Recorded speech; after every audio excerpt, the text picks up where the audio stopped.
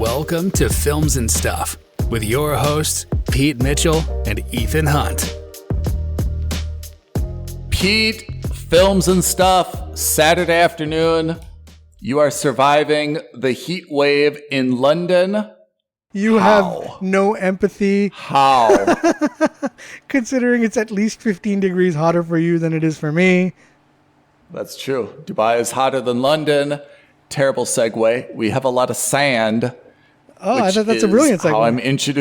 Which is how I'm introducing the topic of this week's episode, The Sandman on Netflix. Highly, highly anticipated.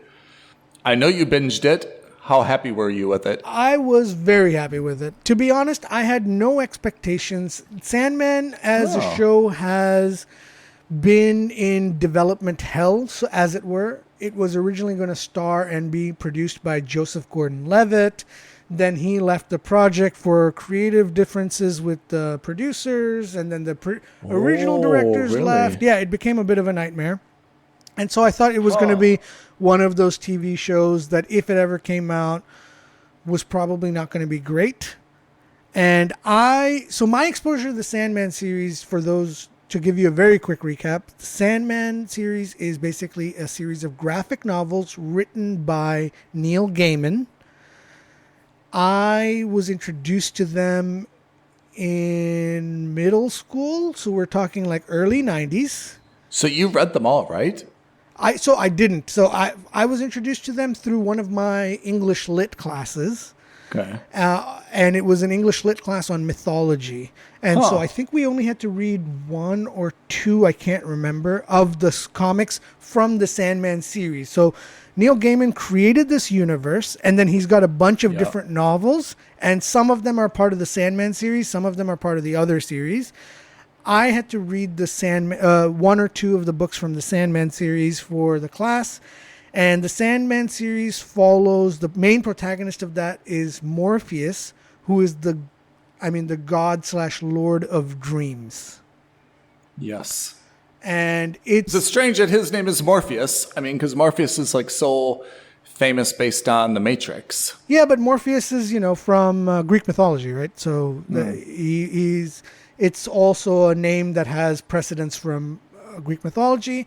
What I really like about the series in general, or the books in general, I'm a huge fan of mythology, whether it's Egyptian, Greek, Norse, Roman, Indian, North American, any mythology. I like that story. I like the idea of, the gods interacting with the humans, and it kind of, these story-driven narratives as to why things are the way they are in our current lives. Mm-hmm. I'm a big fan for that. Mm-hmm. I'm not, in terms of my knowledge of mythology, strictly speaking, I think Greek is where I'm the strongest. Everywhere else, I'm very weak.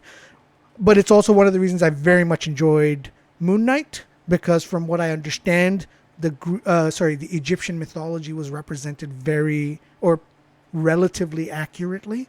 So I'm a fan of that kind of thing. I'm a sucker for these kinds of shows or these kinds of concepts.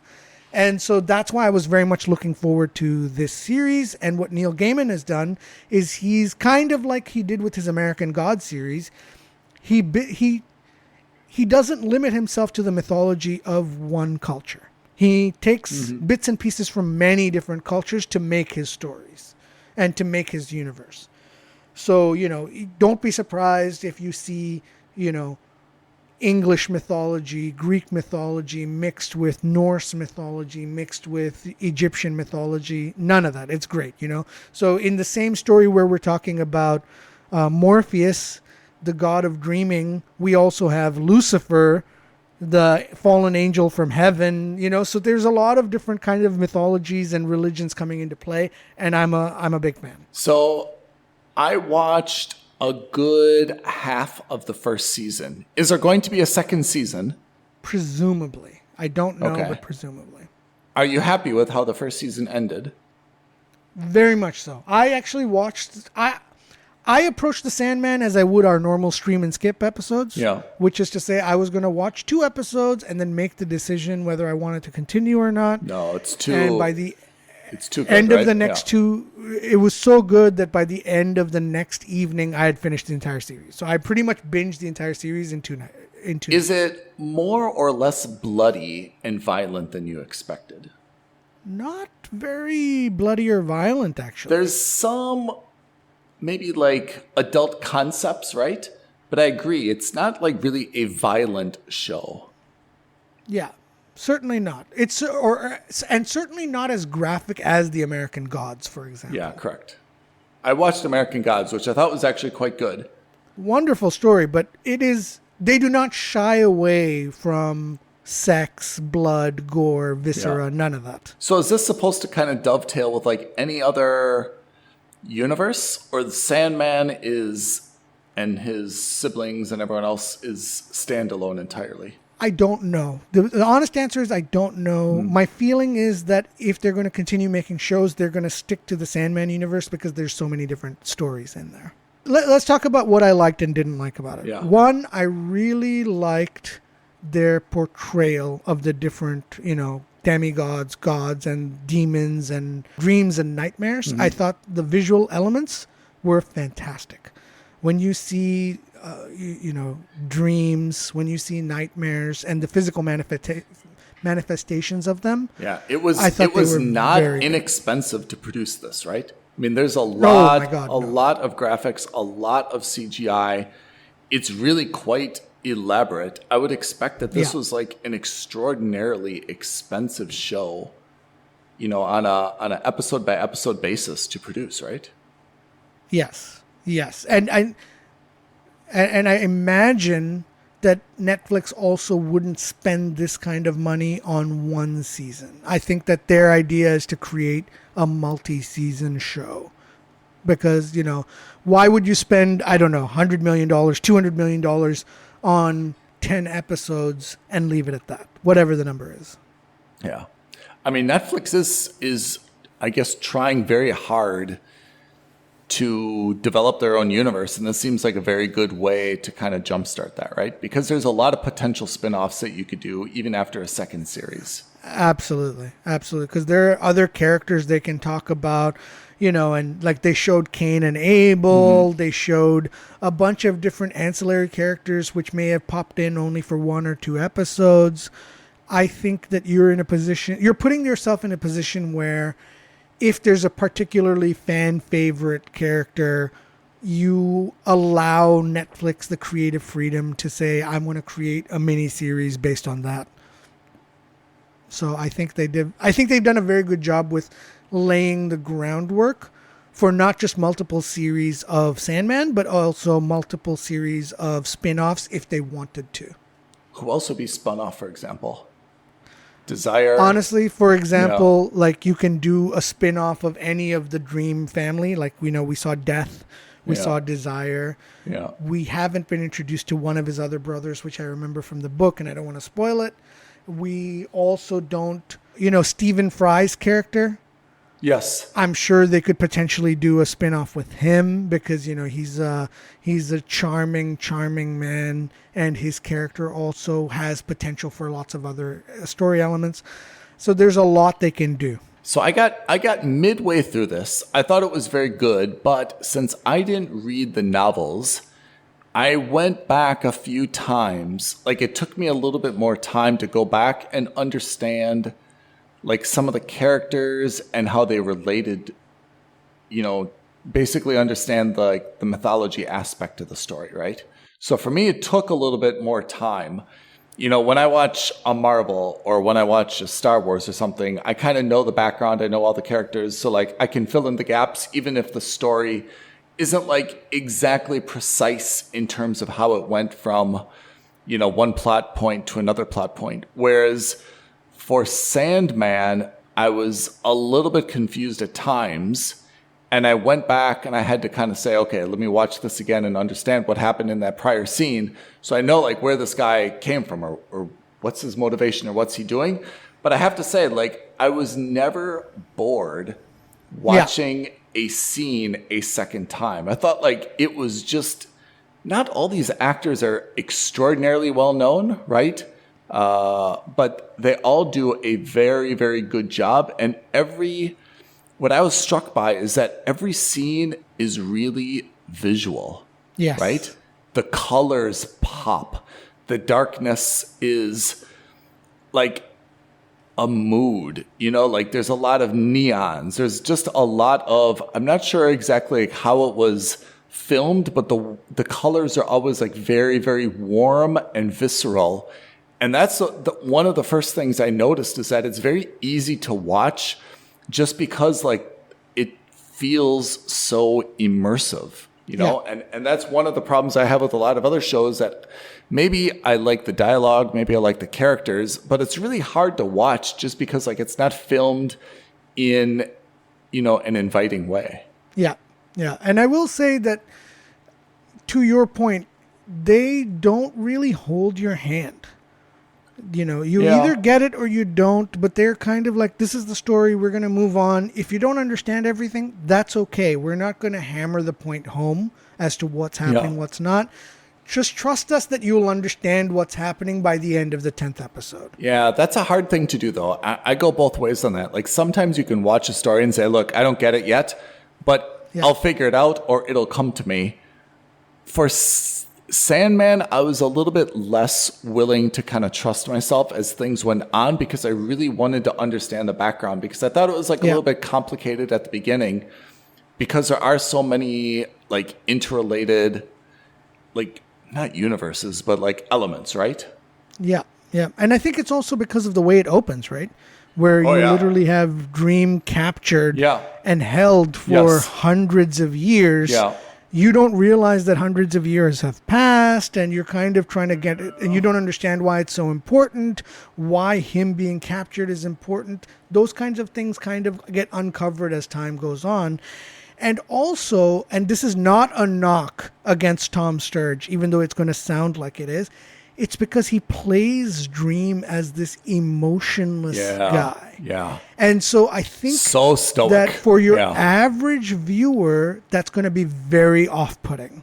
Until you understand that, no, it's not because he doesn't have a personality. It's because that's the way he has to be portrayed. Yeah. He's not supposed to have emotions. He's not supposed to, feel anything one way or another. And that's what he believes as himself. It's not until he has that meeting with his sister, Death, that he understands the value of the emotions in the people that he's kind of charged with overseeing. Did you find a lot of parallels between him and Robert Pattinson in Batman? Oh, 150%. Not just Robert Pattinson and Batman, but I think also because of like his very pale complexion. He's very skinny. He's very lithe. There were moments where I was just like, oh, this seems like Robert Pattinson back in his, Twilight days. Yeah. Yeah. He's got a great head of hair. Yeah. He's white, like almost vampire white. Yeah. Like almost like albino white and pale. And so you immediately, he's like one of those, and again, I don't want to say this making it sound bad, but he looked like one of those emo British kids that all the teenage girls kind of go crazy over, with like the very these goth, young heartthrobs. the very goth, black overcoat and black jeans and black boots and black shirt and black, everything's black, but then yes, the skin is like extraordinarily pale and white, and the speaking is kind of the mouth moving only, but like there's not a lot of facial expressions. The eyebrows aren't moving. No emotion. And yeah. So I think that I imagine that, a lot of the younger female audience is going to be very skewed and find him very attractive because that's what I think the very stereotypical emo/goth look has been. What else is Dream Tom Sturridge in that I would know? He looks so familiar, but I cannot place him in any other movie or series. Where else would I know him from? Irma Vep, didn't you watch that? I did, but I can't remember him, and he was only in 3 episodes, so I don't think he was a major character. Irma Vep is also a little bit hard to watch sometimes as well, I have to say. I don't know him from anything else, to be honest. Yeah. So I didn't recognize him. I mean, instantly, as you rightly pointed out, he very much reminded me of Robert Pattinson, but otherwise, Sandman for you is an absolute must subscribe, right? 100%. I think the visuals are excellent. I think the camera work and the direction work, all of it's very good. I think every actor that they've hired, exceptional. I think they've really portrayed, and I can't speak on behalf of how accurate it is to the books because I haven't read all of them. I've read one, maybe two, and the one that I read definitely is not this. It was not in any of these stories. But they're books, not comics, right? Well, they're graphic novels. What does that mean? So they are comics. Oh. Is that comics. So is that what I should be calling them now? When I was growing up, the distinction between a comic and a graphic novel was that graphic novels typically have more adult material. And by adult, I don't mean like X-rated. I mean adult as in like for more mature audiences. And generally speaking, they were one-shots in the sense that you got one entire story in one book. Oh. Whereas a comic is like, 7, 8 issues to complete a story. They're all like only 20, 30 pages, that kind of thing. So that makes sense. The way I would think about it, just based on that terminology, is that a graphic novel would be actually a book where you'd go page by page. That would be few, if any, illustrations. Whereas a comic, even if it's kind of like a more adult or graphic material, would still be mostly illustrations, and the dialogue would be confined to, like the headings, the speech bubbles. Yeah, exactly. Yeah. So I think in your definition, then it's a comic. This would certainly qualify as a comic. But everything was just in one comic, right? In one standalone bound version, right? Yeah, so the story I read, if I remember correctly, was about Morpheus trying to save his wife or girlfriend. Something like that, and I cannot for the life of me remember it now. We're talking about something that was 30 years ago. And how many other? And 5, 10? I think there's like 15, 20, Whoa. Maybe more, maybe less. I can't tell. And so that entire that entire book was just about that. Oh. So if you go to like a comic store, you could still find one and buy them? Oh, yeah, absolutely. Absolutely. Are they collector's items? Are they expensive? No, I can't imagine they would be. They're still in production. It's not a limited edition thing. We saw The Doll's House. That's the show that we've just seen. Okay. So Season of Mist is issues 21 to 28. The entire thing, there are 75 comics in all. Whoa. And 75 comics in all split over 10 stories. Wow. Yeah. So the Doll's House, the series that we've just seen, is comics between number 9 and 16. Okay. I should go to a comics store and check them out. Yeah, you should do. You should do. It's always fun to go, even if you don't buy anything. It's just fun to see what's new out there. Maybe next time you're in Dubai, we should go to one of those places and check them out. Oh, absolutely. There's a couple of really good ones there. Mm-hmm. There are a couple of really good ones there. Pete, you're always my guidance on these things. I appreciate it. And thank you for giving the recommendation for the Sandman. You're the person, I think, who identified this before a lot of people, way before me. You told me it'd be on Netflix. It didn't disappoint. Even though I do have to finish the season, the fact that you loved it is, like, I think a huge recommendation. Yeah, I think at worst, I think it's going to be a mooch for you, but I'm hoping that you like it as much as I did. But even if you don't, I'm pretty sure it's not going to be a skip from you. I mean, so far, I really like the story, but I really love the way that it's filmed. I have to say, it's one of my visually favorite things to watch, and I think that's like a very high level of praise. Perfect. So that's our review on Sandman. Next week, what do we have? Well, we'll have more stream or skip. That's right. And unfortunately, we are completely done with our beloved For All Mankind. We need recommendations, actually. That's right. So please, people, if you've got some shows that you want us to break down, aloha at filmsandstuffpodcast.com. Reach out to us and let us know what you think. Or tweet at us at F&S Podcast. We may need to talk about Dungeons and Dragons next week. I'm ready. Always happy to do it. I'm ready. All right, Pete, thank you for your time. Everyone, thank you for listening. Tune in next episode. Thanks, Ethan. Thanks, everyone. Bye. Cheers, everyone. Bye. Thank you for listening to another episode of Films and Stuff. If you haven't already, please subscribe and review on Apple Podcasts, Spotify, or wherever podcasts are downloaded. Films and Stuff. There is no substitute.